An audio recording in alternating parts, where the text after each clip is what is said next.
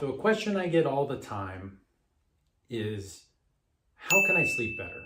What are the things I can do, or what are the things that I can take? And I want to focus more on the doing. What can you do? What are the tips that if we take all these little things and we stack them up, that alone should get us sleeping well? And we shouldn't have to really be dependent on a whole bunch of supplements, or worse, sleeping pills, because the research shows that sleeping pills, if anything, maybe help people get off to sleep, but they don't do anything good for their quality of sleep. So let's run through this. Starting at the top, number one, the most important, as we've talked about, is sticking to a schedule. So when we have a schedule of sleep, our body is going to be in this rhythm of sleep, this predictable rhythm. And from there, we can release the hormones, we can balance the body's systems, we can repair and regenerate on a regular schedule where the body knows what it's supposed to be doing at what time of the day. If we're varying that time all over the place, the body doesn't know what to be doing. So 7 days per week, up at the same time, down at the same time, and trying not to vary that more than about 30 minutes at most, keeps us from really goofing up this cycle week to week. Number two, I want to move. So exercise is shown to benefit sleep. Now, there's not a direct correlation, say, on the days we do exercise, but I think most of us can agree when we had a tough workout or went for a long hike, man, we slept well that night. But there is a correlation. Those that move more and exercise more sleep better. And again, a minimum of 30 minutes will hit the target for helping your body sleep better with that movement and that exertion during the day. Number three is to avoid caffeine. Caffeine later in the day, that is. So again, we talked about if you need 12 cups of coffee to get going in the morning, well, your sleep cycle is not on target. So go back to number one. But if your sleep is pretty well on target with that schedule, we want to avoid that caffeine. Afternoon, 1 p.m. at the latest is kind of the cutoff, because we know this half-life of how long that caffeine hangs around in the body can be as much as 10 hours or more, depending on how much you consumed.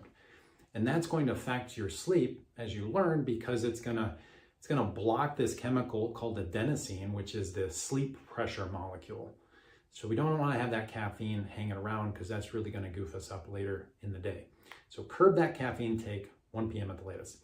Number four is to avoid the booze before bedtime. Yes, a lot of people think if they have a couple drinks, it helps them sleep better. Research doesn't back that. You may fall asleep faster, but a couple things happen during the sleep after we've had a lot of alcohol close to bed is you don't sleep as deeply, or as soundly.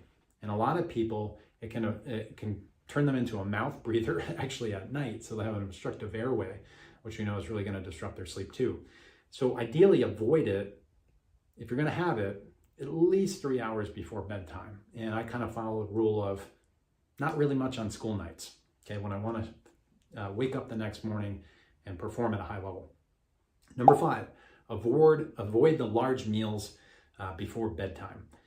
So again, about 3 hours, your body needs time to digest that so then it can rest and do what it's supposed to do when it's sleeping. So avoiding those huge meals really close to bed, that can be disruptive for some people's sleep. Number six, if possible, I want you to look at your medications, if you're taking medications, to see if any of them may have a side effect of potentially disrupting your sleep. So check all the possible side effects and take earlier in the day if possible. Number seven, don't nap after 3 p.m. So again, we kind of go through this lull. Some of us feel this after lunchtime. It's called postprandial, or after we eat. We kind of like tank a little bit. Some people think it's a carb coma, but no, it's kind of this ultradian rhythm. We have this circadian rhythm kind of happening through the night and this ultradian rhythm happening during the day. We kind of have that natural dip about 8 hours or so after we got up. So if we got up at 6 o'clock, we may feel that at 2 p.m. Again, a little bit after lunch, where we feel in the afternoon we're just kind of low energy, a little bit more lethargic, want to take a nap. And taking a nap is okay. We want to keep that nap short. Again, there's a lot of debate on the power nap, about 20 minutes, versus a longer form nap, about 90 minutes. If we're working on kind of more of a biphasic sleep cycle, trying to get all of our sleep mostly at night, but maybe 90 minutes during the day. But if we're going to take a nap, the goal is to get that nap in earlier than 3 p.m. because if we take it later, we can disrupt our sleep because we're just not going to feel as sleepy because we've unloaded some of that adenosine, so we're not going to feel as sleepy when we need to go to sleep later that night. Number 8, we got to have some kind of wind down period before bed of about an hour. So where all the devices need to shut off, because all of this light pouring into our eyeballs, like we've learned with the response we get with sunshine in the morning, it wakes our brain up, okay? And all this blue light flooding our eyeballs at night does the same.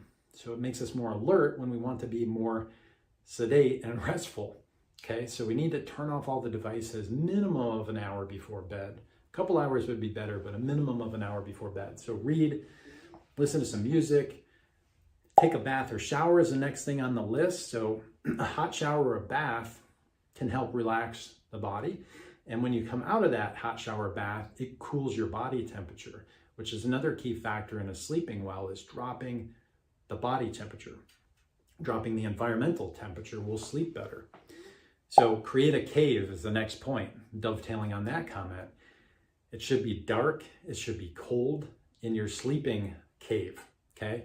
So that's where I use some technology to help with that. I use a cooling system on the top of my mattress, an Uller system by ChiliPad, and that helps me temperature control what I want underneath so I can control that environment better, keep it nice and cool so my body sleeps better, because the research does show we sleep better when it's cooler in our environment. We're not getting hot, throwing the covers off, pulling them back on, tossing and turning throughout the night. Get sunlight. So again, we're talking about sleep at the back end of our day, but that sunlight first thing in the morning, if we can get up and out there and get that 30 minutes of sunshine pouring in, again, that optic sensor behind the crisscross of those optic nerves, that SCN nucleus, that's going to process that light. And then it's going to start this chemical pathway in motion of triggering off the events that happen throughout the day with these fluctuations in hormones, the rise of adenosine, and later at night, when it gets duskier and the lights dim, then we're going to trigger that release of melatonin. So those things are happening to program when our body builds this pressure up to want to sleep, and a lot of it is influenced by that light. So early light in the morning, and again midday, 30 minutes in the morning, maybe 15 minutes midday, especially for those who feel groggy in the afternoons. That blast of sunshine at lunchtime should wake your body up just as well as a cup of coffee or tea if you're doing any caffeine around the lunch hour. And finally, the tip for better sleep is don't lay awake in bed. So again, if you go to bed and don't fall asleep quickly, you don't have that onset of sleep quickly, and you find yourself tossing and turning and your mind's wandering and you're staring at the walls, okay? The idea then is don't stay in bed, because it creates more anxiety about not sleeping. So get out of bed, reboot your routine. Part of that 1 hour routine that you use before bed, whether it's reading a few pages in a book, so exiting your bedroom, going to that place where you read, cycling back through some light stretching, whatever your pre-bed routine looks like, be routine about it. Try to do those same things. It's triggers, just like when we were an infant and we were cycling through these things before bed, like a bath, and then read a story, and then go to bed. We can use a lot of these things as adults still to be these triggers that help to connect our brain and our body to the activity that we're doing to get it mentally prepared to shift down into the sleep state that we want to be in. So that's about a dozen things you can do, and go through in a checklist of how are you doing these things? How can you implement these things? Because I can guarantee you that if you do even a couple of these things, it's going to help you. If you start stacking all of these, it's going to help you. And if that doesn't help get you in a better state of sleep or better quality of sleep, that's when we start talking about the supplements that can help you.